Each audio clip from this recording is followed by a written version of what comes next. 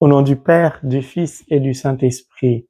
Amen. 18e jour de notre marche, de notre pèlerinage au tabernacle ou au Saint-Sacrement, en raison d'une heure par jour. Que la paix et l'amour de notre Seigneur Jésus-Christ soient toujours avec nous, mes frères et mes sœurs, dans la foi chrétienne.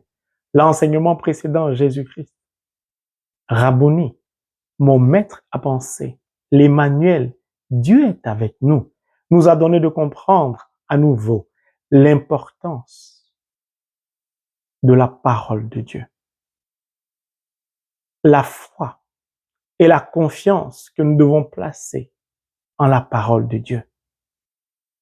Le Christ nous a donné de comprendre qu'il y va de notre vie, de ne pas nous opposer à la parole de Dieu. Cette parole qui est le pain vivant descendu du ciel, qui est notre pain, le pain de vie, notre vie. Cette parole qui est lumière, cette lumière qui met à nu l'état de notre cœur, les pensées de notre cœur, qui révèle notre vraie nature. Le peuple, certains parmi eux, ont pris sur eux la décision de s'opposer à la parole de Dieu, de douter, de ne pas croire à la parole de Dieu en mettant en réserve, comptant sur eux-mêmes avec le bien ou la bénédiction de Dieu. Cela paraît contradictoire. Tu comptes sur toi à partir de quelqu'un d'autre, donc tu ne comptes pas sur toi. Parfois nous rusons ou nous voulons ruser avec Dieu. Nos malices, notre mesquinerie nous tue, infeste notre vie, la rend puante parce qu'on veut compter sur nous-mêmes. L'orgueil, notre vanité nous infeste. Notre vie est remplie de vermine chaque fois que nous nous opposons à la parole de Dieu, chaque fois que nous soupçonnons la parole de Dieu, le verbe, chaque fois que nous doutons du verbe, chaque fois que nous voulons réaliser les désirs de la chair, c'est-à-dire notre volonté personnelle dans la parole ou en nous servant de la parole de Dieu. Cela est triste. Cela est décevant. Cela attriste le cœur de Dieu, de Jésus-Christ. C'est pourquoi le Christ nous interpelle, n'a cesse de nous interpeller. Oui, mon frère, oui, ma sœur, ne cherche pas à mettre en réserve. Ne t'oppose pas à la parole de Dieu. Le désert a permis à Dieu de s'apercevoir de la vraie nature de certaines personnes au milieu de son peuple. Mon frère, ma sœur, le diable n'est jamais bien loin. Et pourtant, au désert, il n'y avait personne d'autre qui pouvait les nourrir. Le diable n'est jamais bien loin. Lorsque nous salivons, l'envie, la jalousie nous tue, brise la confiance dans l'amour. Mon frère, ma sœur, Ève a salivé dans cette relation sentimentale, au-delà d'Adam avec Dieu le Père. Le diable a rusé avec Ève. Et par sa ruse, il a fait basculer Ève, qui a entraîné Adam dans l'obscurité, dans le péché. Certains, comme l'a dit Moïse, n'ont pas respecté la parole parce qu'ils étaient égoïstes. Ils ont vu plus loin que le bout de leur nez. alors qu'ils ne sont pas l'auteur du pain de vie. Mon frère, ma sœur, le Seigneur nous demande de ne pas nous comporter comme certains se sont comportés au milieu du peuple à l'égard de Dieu. La jalousie nous tue. Mettre de côté. J'ai donné quelques exemples hier. Il y a beaucoup de choses à dire. Mais le temps fait défaut. Mais je vais donner 2 exemples de mettre en réserve. Je vais parler personnellement de moi. Je vais prendre un autre exemple du monde que beaucoup certainement ont dû vivre.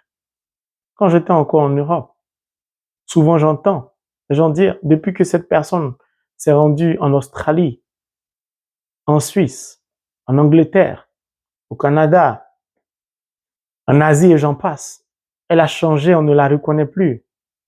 L'Europe change les gens. Je réponds toujours par non. L'Europe ne change personne. L'Europe, l'Amérique, l'Asie, peu importe le pays où vous avez immigré, révèle la vraie nature de l'homme avec grand H. Je suis né bon. Péché que je suis. Jésus-Christ a eu miséricorde de moi. Il est venu me sortir du péché. Mais dans mon état de pécheur, j'étais quand même bon à l'égard de mon prochain. L'Europe ne m'a donc pas changé. Les États-Unis ne vont jamais me changer.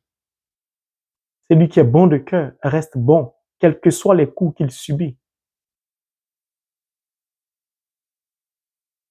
Donc, ceux qui semblent avoir changé, c'est pas qu'ils ont changé. Ils vous révèlent leur vraie nature. C'est tout.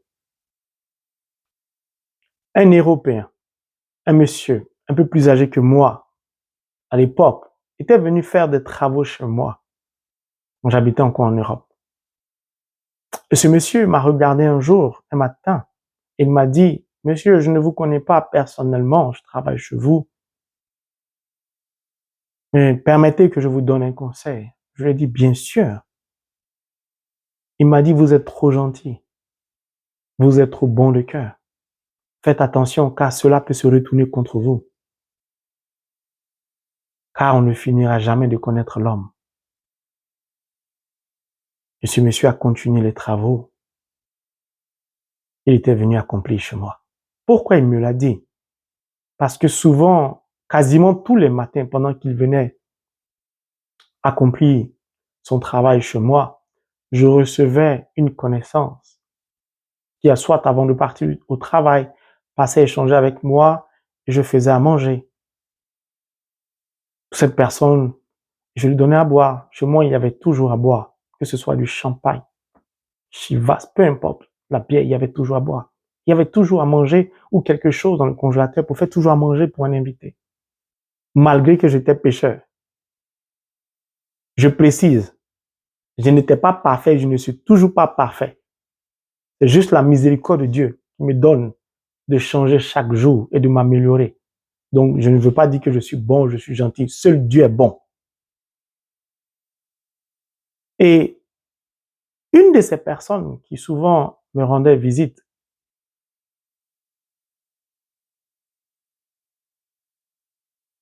a commencé à manifester de la jalousie à mon égard. Pourquoi? Je vais prendre quelques points pour aller plus vite. Cette personne a contacté les membres de ma famille pour leur dire de me donner des conseils parce que je suis en Europe, je me pavane. Je suis en 2 avions. Je change de voiture. Mon frère, ma soeur, monter dans un avion pour aller en pèlerinage en Israël, est-ce que c'est se pavaner? Bon, aller au Canada en pèlerinage, est-ce que c'est se pavaner? Visiter mes connaissances en Angleterre pour les soutenir, est-ce que c'est se pavaner? Aller au sanctuaire Notre-Dame de Banneux à Liège en pèlerinage, est-ce que c'est se pavaner? Bien sûr, j'y allais avec ma voiture au Luxembourg pour aller visiter Amsterdam, Maastricht. On a été à l'école en histoire, on a parlé de Maastricht. J'ai voulu voir Maastricht. Je ne m'étais pas aperçu que cette personne qui était si proche de moi me jalousait. Elle informait ma famille sans que je ne sache, en mangeant chez moi quand même. Et un jour, je visite ma famille. Et ma famille m'explique que voici une de tes connaissances qui est venue nous voir. Je dis, vous plaisantez. Parce que la personne, avant de venir, est passée chez moi. On a échangé, on a rigolé, on a partagé un repas, on a pris un pot ensemble. Comme d'habitude, comme de rien, quoi. Mais je ne pouvais jamais soupçonner cette personne de me jalouser. Pourtant, moi, quand vous me visitez chez moi, sur ma table, mon chéquier était, mes cartes bleues, tout ça. Mon frère, si Dieu m'a béni, c'est pas de ma faute. J'étais pécheur, Dieu me bénissait quand même. Bon, maintenant que je m'améliore, je le sais. Bon, j'ai la certitude. Je n'ai pas besoin de mettre en réserve parce que je sais qu'il pourvoit. Et je vais acheter une voiture. Bon, si Dieu m'a béni que j'achète une voiture de luxe, quel est le problème? Cette personne va l'acheter la même voiture que moi. Et le comble, cette personne n'a pas de permis. Donc, c'est moi que la personne va appeler le matin pour aller inspecter la voiture qu'elle voulait acheter, ma connaissance. Donc, j'inspecte la voiture, tout, je fais le tour, je regarde un peu tout le moteur. Je dis, c'est bon. Il signe, la vente est effectuée sous mon regard et tout, tac. Comme cette personne n'a pas de permis, il s'avère que c'est moi qui dois conduire cette voiture et l'emmener chez cette personne, ma connaissance. Donc, je conduis la voiture et ma connaissance me dit, bon, écoute, faut la garer chez toi puisque de toute façon, j'ai pas de permis. Si j'ai besoin de ça, je vais t'appeler. Comme ça, on fera les courses ensemble. Je lui dis, mais j'ai la même voiture. Je préfère conduire ma voiture que de conduire la tienne. D'autant plus que si je dois conduire ta voiture, c'est toi qui vas mettre le carburant. Alors que j'ai ma propre voiture. Et là, j'ai commencé à me rappeler de ce que ce monsieur européen qui faisait les travaux chez moi m'avait dit. Il m'avait dit de me méfier. Et il avait raison, en fait. Il a fini par avoir raison. Parce qu'au travers de cet Européen, malgré mon état de pécheur, même si je me rendais de temps en temps à la messe au Saint-Sacrement, Dieu me parlait quand même. Il attirait mon attention sur la prudence. Et cette personne a fini clairement à manifester sa jalousie. Elle m'enviait. C'est ça, mettre en réserve. C'est l'état de notre cœur. J'étais choqué, stupéfait. C'était une personne en qui j'avais totalement confiance. Je ne pouvais jamais imaginer. Je n'avais jamais effectué un voyage, quel que soit le pays dans le monde, sans ramener quelque chose à cette personne ou à ses enfants.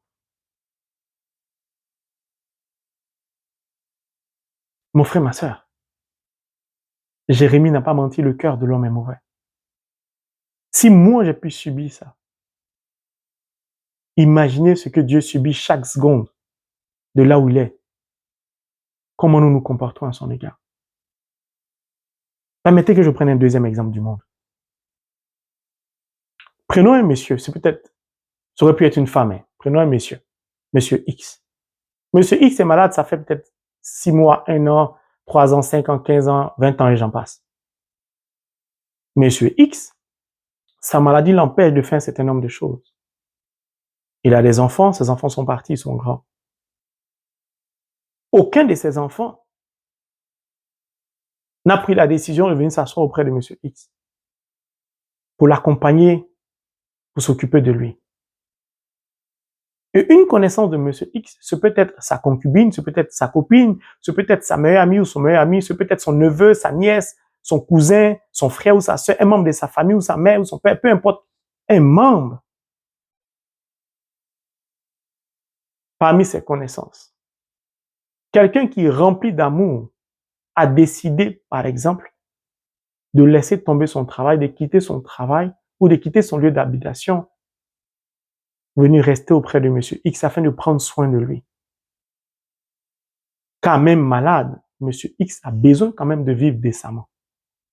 Donc cette personne que j'appelle Y prend soin de monsieur X, lave sa couche, lui donne à manger, prépare, fait le ménage, l'accompagne à l'hôpital. fait tout, s'investit corps et âme. Pourquoi? Parce que cette personne est remplie d'amour. Et cette personne Y porte l'amour de Dieu à Monsieur X. Cette personne Y n'attend rien de Monsieur X. Vous allez comprendre au travers de cet exemple, mettre de côté en réserve.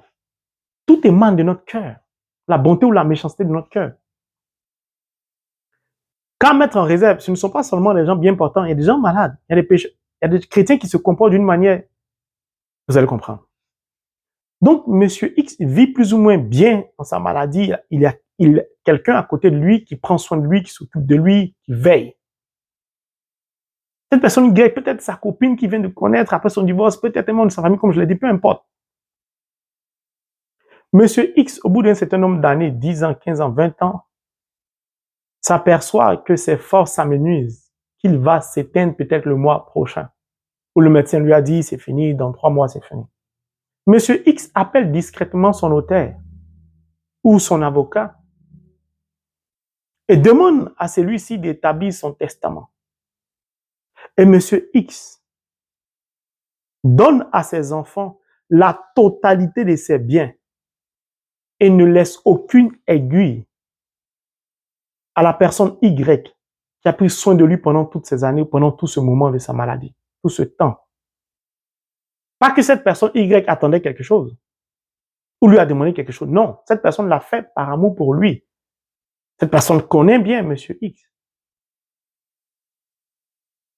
Et pourtant, les enfants de Monsieur X ne sont jamais venus rester auprès de lui pendant une semaine. Ils appellent, ils passent une fois vite fait 30 minutes. Puisqu'il y a quelqu'un qui s'occupe de lui, voilà, non, moi je suis dans mon couple, j'ai mon travail, ainsi de suite. Et Monsieur X meurt.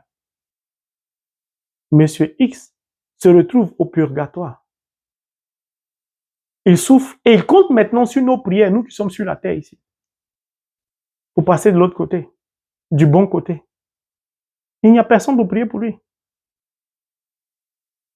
Monsieur X de là-haut, du purgatoire, observe la vie de ses enfants. Il voit comment ses enfants souffrent, ne s'en sortent pas. Pourtant, ils travaillent, ils sont mariés, ils ont des enfants, mais rien ne marche dans leur vie. Ils ont pris l'héritage, ils sont partagés, ils n'ont pas pensé à donner à la personne Y qui est à côté de leur père. Ils vivent leur vie. Les enfants ne s'en sortent plus. La famille est déchirée, est divisée, tout est compliqué, ils se sont bagarrés sur l'héritage et tout ça. Monsieur X, en agissant ainsi, a attiré la malédiction sur lui et dans la vie de ses enfants et sur leurs descendants. Pourquoi? Parce que cette personne Y qui a pris sur elle de quitter son travail, de tout abandonner pour s'occuper de lui, c'était le Christ. Au travers de cette personne, le Christ voulait témoigner de son amour à Monsieur Y, de sa compassion affectueuse. En retour, Monsieur X a rusé, s'est cru plus intelligent, a préféré réserver, mettre de côté son héritage, sa fortune pour lui, c'est-à-dire pour son sang, ses enfants, au détriment de la personne. Instrument de Dieu pour lui porter son amour, la compassion affective de Dieu. Monsieur X a ainsi négligé, méprisé le Christ. S'est opposé au Verbe qui était à côté de lui. Et aujourd'hui, il souffre. Ses enfants souffrent. Mon frère, ma soeur, c'est ça mettre en réserve aussi parfois. Abraham s'est acharné avant qu'il devienne le père de la foi, à vouloir donner forcément son héritage à son sang, alors qu'il y avait Élisée qui s'occupait de lui. Qui accorde la bénédiction, c'est Dieu. Ce n'est pas pour nous. La manne qui descendait, c'est Dieu qui donnait au peuple. Comment certains peuvent penser à mettre de côté pour le lendemain, le surlendemain, comme si Dieu n'était pas fidèle à sa parole, comme si Dieu était un menteur. C'est Dieu qui nous bénit. Pourquoi nous ne pensons pas à ceux qui sont à côté de nous, qui nous aident chaque jour? Pourquoi nous faisons des calculs mesquins? Pourquoi nous rusons avec notre prochain? Si cette personne Y n'était pas là, Monsieur X n'aurait pas vécu longtemps. Cette personne n'attendait rien, mais la reconnaissance à l'égard de Dieu qui veille sur nous aurait pu dire, je donne la moitié à cette personne Y. Mon frère, ma soeur, c'est Dieu qui t'a béni ou c'est Dieu qui bénit. Lorsque Dieu te bénit, si tu es incapable de lui être reconnaissant, si tu veux mettre en réserve, tu ne veux pas lui donner à lui Dieu, c'est-à-dire à ton prochain qui souffre, tu fais exactement comme ceux qui n'ont pas écouté Moïse. Que ceux qui ont les oreilles comprennent. Nous poursuivons car l'Eucharistie est très important. Exode chapitre 16, le verset 21 qui dit, je cite, « Ils en recueillaient matin après matin, autant que chacun pouvait en manger. Quand le soleil chauffait, cela fondait. » Alléluia. Mon frère, ma soeur, il faut savoir choisir avec qui tu marches. Parce qu'au milieu du peuple de Dieu, il y avait certains. Au cœur du groupe de prière, certainement, il y a certaines personnes qui ne font que critiquer les autres, qui pourrissent la vie du groupe de prière, sur la paroisse, dans un ministère. Un peu partout, il y a toujours certaines personnes qui se comportent comme ça. Qui veulent toujours ruser.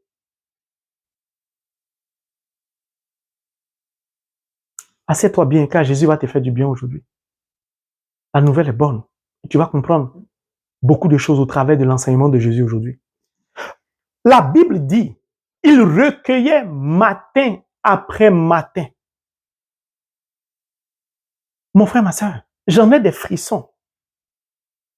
Pourquoi? Parce que cela témoigne de la fidélité de Dieu.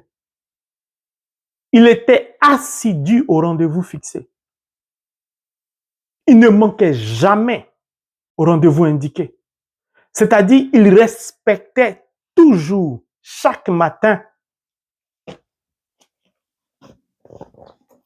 sa parole, le Verbe incarné.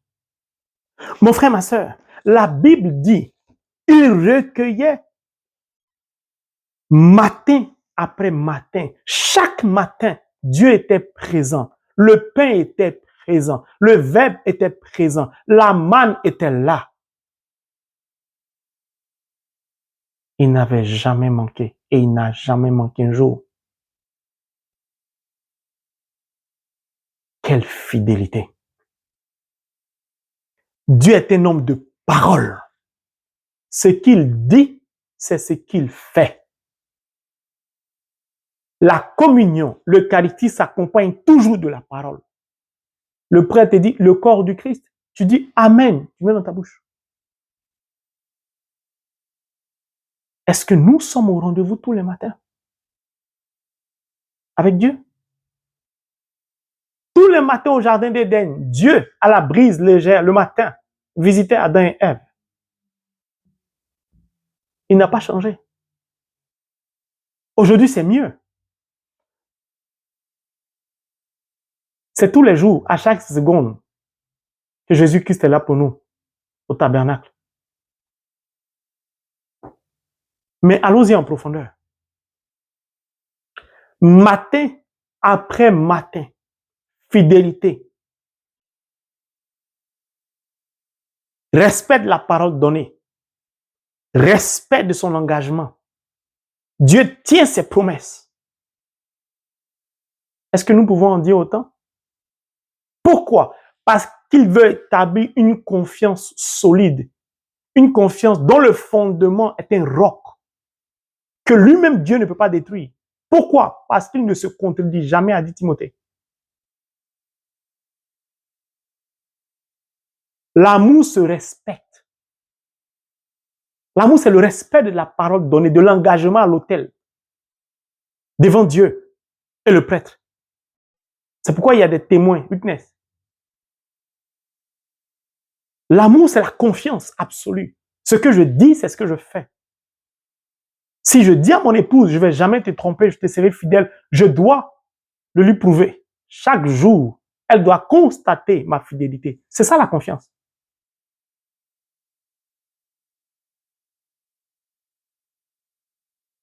Il en recueillait matin après matin, autant que chacun pouvait en manger. Il recueillait quoi? Le pain.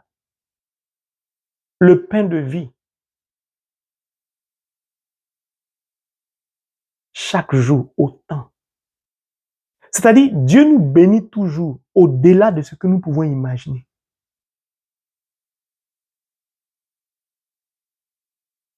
Aussi longtemps que nous respectons la parole de Dieu, nous ne manquerons de rien.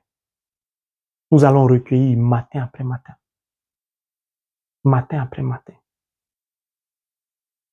Mais matin après matin, il recueillait quoi? Le pain. Le pain, c'est qui? C'est quoi? C'est le Verbe. Le pain, c'est le Christ. Je suis le pain vivant descendu du ciel.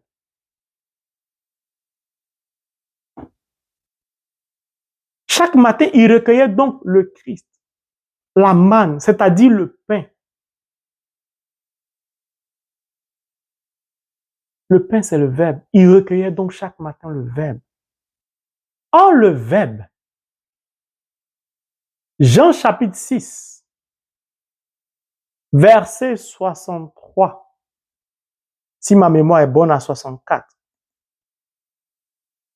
Les paroles que je vous ai dites sont esprit et vie, mais il en est parmi vous qui ne croient pas.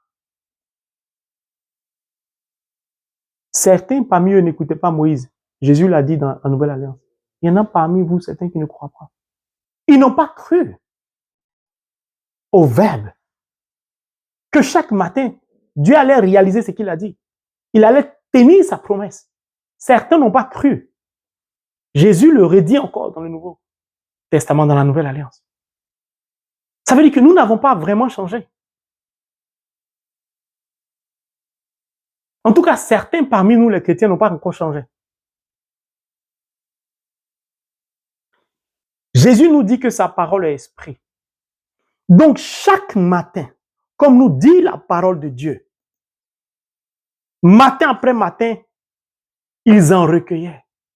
Chaque matin, ils recueillaient donc le Verbe. Le Verbe, c'est l'Esprit, c'est-à-dire l'Esprit de Dieu. Or, l'Esprit signifie le souffle de vie. C'est ce qui a donné chambre à air.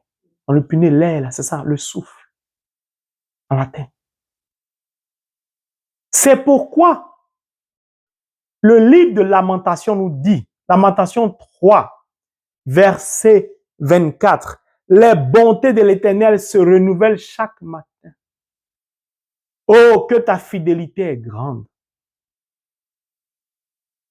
Mon frère, ma soeur, chaque matin, il recueillait le souffle de vie. Chaque matin, ils étaient vivants. Pourquoi? Qu'est-ce qui nous fait vivre? C'est notre souffle. Les bontés de l'Éternel se renouvellent chaque matin. C'est son souffle qui est en nous qui se renouvelle. Sans ce souffle, nous ne pouvons rien faire. Comment nous pouvons manifester la gloire de Dieu? Comment nous pouvons accomplir la volonté de Dieu si notre souffle n'est pas renouvelé? C'est pourquoi Dieu est bon en tout temps, en tout lieu. God is good all the time. All the time God is good. Le souffle. Mais pour que le pain, mon frère, soit devant ta porte chaque matin, pour que le Verbe soit devant ta porte chaque matin, il faut bien que quelqu'un vienne déposer ce pain pendant la nuit. Pour qu'à ton réveil, ce pain soit là. Ça veut dire quoi? Dieu l'Éternel, créateur de l'univers visible et invisible, c'est lui qui perturbe mon ami Agour. Veille chaque nuit, ne dors pas pour que nous ayons à manger, pour que notre souffle soit renouvelé, pour que la lumière du monde, qu'est le Christ, scintille toujours en nous. Mon frère, ma soeur, je ne sais pas si tu réalises l'amour de Dieu. Pour que le matin, tu puisses acheter une baguette à 5 heures du matin, à 6 heures, un croissant, le boulanger a dû veiller la nuit ou travailler très tard dans la nuit jusqu'au petit matin. L'amour, c'est se sacrifier pour l'autre. Dieu a préféré ne pas dormir, veiller pour que nous ayons à manger. Le Christ a préféré ne pas vivre longtemps. Pourtant, il est la vie éternelle, il pouvait vivre éternellement sur cette terre. Il a préféré mourir pour que nous puissions vivre longtemps.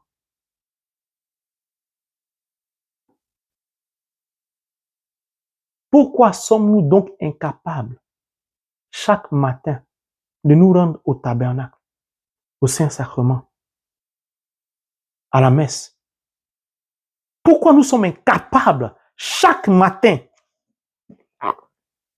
de recueillir le pain, c'est-à-dire de manger la parole, de mendiquer la parole, de lire la parole? Pourquoi?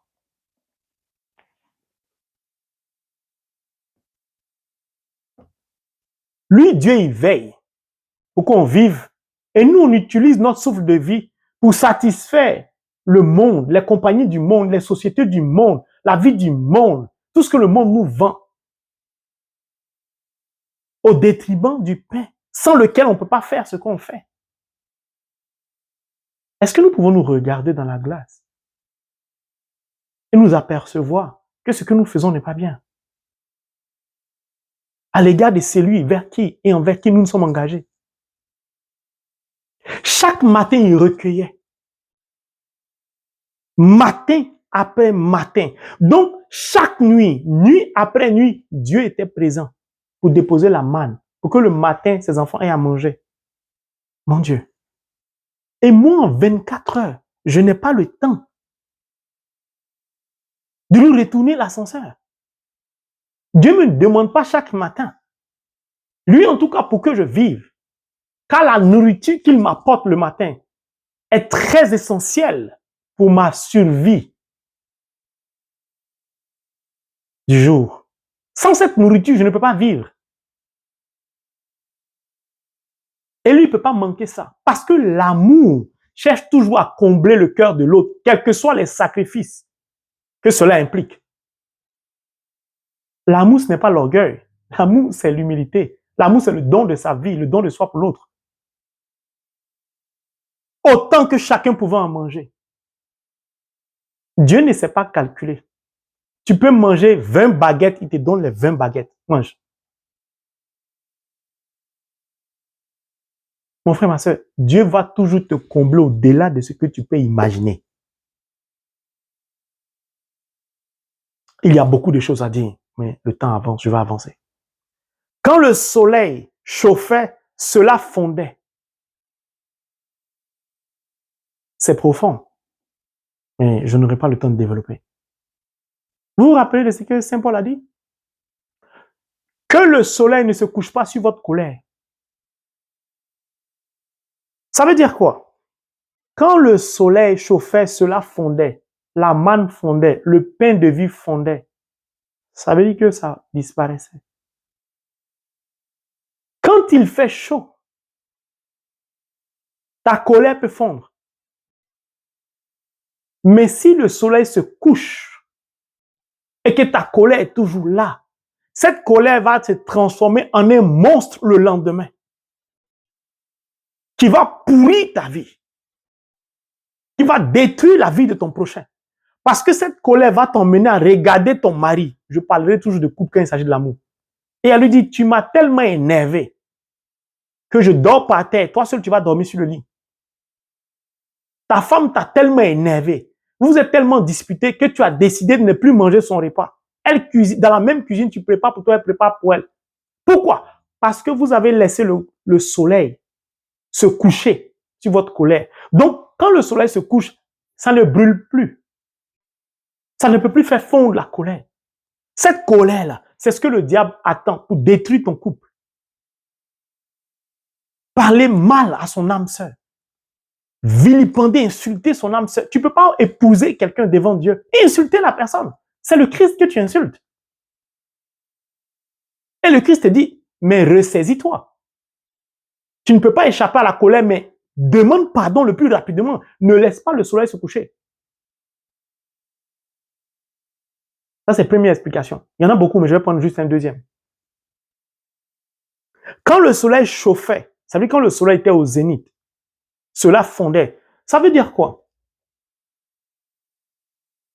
Les activités du monde, par exemple notre travail, nous prend tellement le temps, nous chauffe tellement qu'on n'a pas le temps pour la parole de Dieu. Nous sommes incapables de lire la parole de Dieu, de nous rendre à la messe, parce que le travail nous chauffe. Entre midi et deux, on ne peut même pas aller à la messe de midi. Pourtant, le Christ est venu pour ne plus qu'il y ait d'heures. Il y a la messe à 6 heures, à 7 heures, à midi, à 17 heures, 18 heures. Mais à cause de ton travail, quand je descends, les églises sont fermées. Le matin, je dois déposer mes enfants. À midi, j'ai des dossiers, je n'ai même pas le temps de manger pour dire je vais aller chercher une paroisse. C'est ça le soleil qui chauffe. Ça fait fondre quoi? La manne, le pain, c'est-à-dire ton souffle, l'esprit en toi. Si l'esprit, le souffle ne fonctionne plus, tu es mort ou tu es mort.